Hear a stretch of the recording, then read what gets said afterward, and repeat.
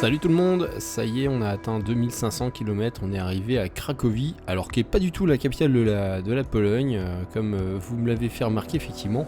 C'est pour voir si vous suiviez, c'est bien Varsovie qui est la capitale de la Pologne depuis 1596, donc j'avais quand même peu de latitude de me planter, je l'ai quand même fait, voilà.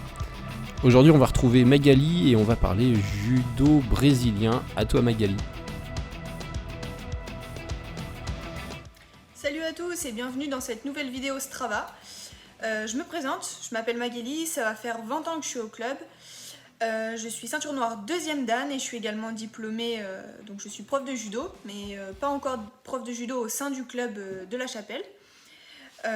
Donc aujourd'hui, je vous fais cette petite vidéo pour vous parler d'un champion brésilien que j'ai eu la chance de rencontrer à l'Institut du Judo.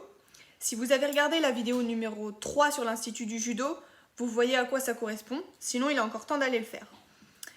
Donc je vais vous retracer un petit peu son parcours sportif et ensuite je vais vous raconter un peu ma rencontre avec lui.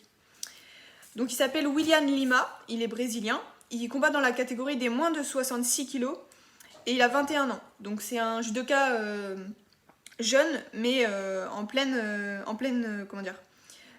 montée puisqu'il a fait énormément de résultats et ce depuis son plus jeune âge. Car lorsqu'il était encore cadet, il était déjà champion Panamérica. Panamérica, c'est l'équivalent de champion d'Europe chez nous.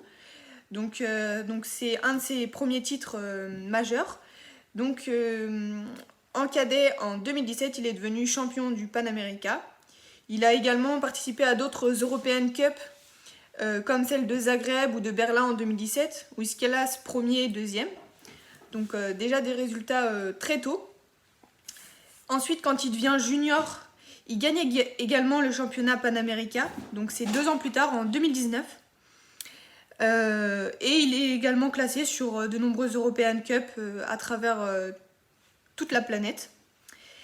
Et enfin, en 2019, en octobre 2019 exactement, il devient champion du monde junior des moins de 66 kg. Il bat en finale un japonais. Vous allez voir dans les petits extraits que je vous ai faits, on voit le point qu'il met en finale, donc le Wazari qu'il marque contre ce japonais. Donc selon ses dires, c'est le titre le plus marquant de sa carrière, pour le moment bien sûr. On espère tous qu'il va continuer et qu'il va également se classer au niveau senior. Pour le moment, dans la catégorie senior, donc, il a également été champion Panamérica. Donc ça, c'est arrivé il n'y a pas très longtemps, puisque c'était en avril 2021. Voilà. Après, l'entrée dans les seniors est plus compliquée pour lui, puisqu'il a fait de nombreuses compétitions sans forcément faire de résultats. Je pense notamment au Grand Prix de Tel Aviv ou au Grand Slam de Paris qui a eu lieu en février 2020. Voilà. Et dernièrement, il a participé au Grand Slam de Kazan. Si vous avez suivi un petit peu les directs, peut-être que vous l'avez vu combattre. Voilà pour un peu son palmarès. Je sais qu'il est classé normalement 7ème sur la ranking list mondiale des moins de 66 kg. J'ai un petit doute, je suis pas sûre, mais en tous les cas, il est très bien classé sur la ranking list mondiale. Donc il participera peut-être aux Jeux Olympiques de Tokyo en 2021, je ne sais pas encore, je ne vais pas m'avancer à la place des dirigeants brésiliens. Voilà, donc je vais vous raconter maintenant un peu ma rencontre avec lui. Donc en fait, j'ai eu la chance de recevoir un message de sa part sur les réseaux sociaux, puisque il était sur Paris en février 2020 pour participer au Grand Slam. Et en fait, il m'a confondu avec une autre judokate qu'il avait croisée, enfin bon. Voilà, et donc on a commencé à discuter. Et puis il m'a proposé de venir assister en fait au stage international qui a lieu juste après le tournoi de Paris. Donc le tournoi de Paris a lieu sur un week-end. Et la semaine qui suit le tournoi, les nations qui souhaitent rester peuvent participer au stage international.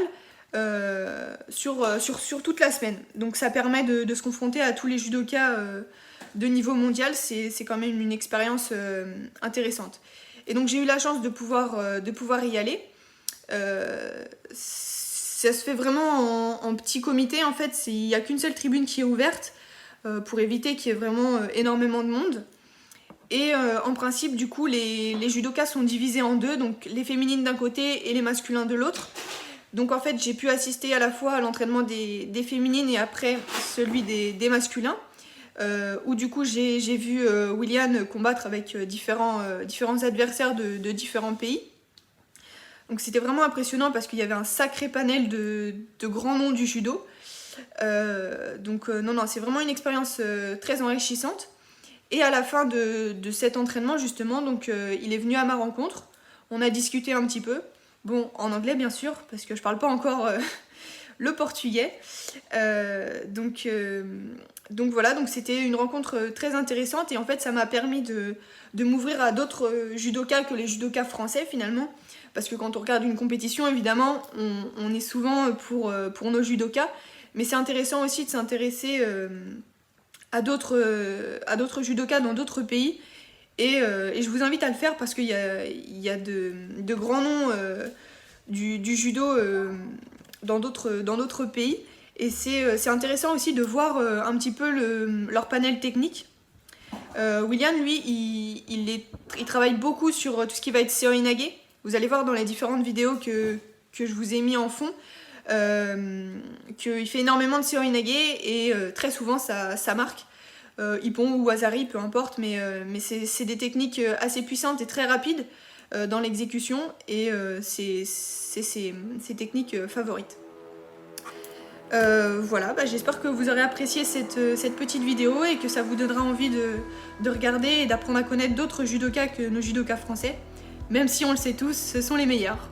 Voilà, à très bientôt pour une prochaine vidéo. Salut à tous! Merci Magali, et à une prochaine fois. On va parler maintenant du prochain objectif. On va essayer d'atteindre Moscou, c'est 3900 km. Alors oui, on accélère un peu la cadence. Là on a 1400 km à faire ensemble, c'est à peu près un peu plus de 2 semaines, 3 semaines à courir et à faire du vélo. Je change un peu les règles parce que en fait on a quasiment 10 000 km à faire, donc désormais je vais compter les kilomètres en vélo autant que les kilomètres à pied. Comme ça je pense qu'on progresserait un peu plus vite dans les steppes glacées de la froide Russie. A tout bientôt, salut tout le monde!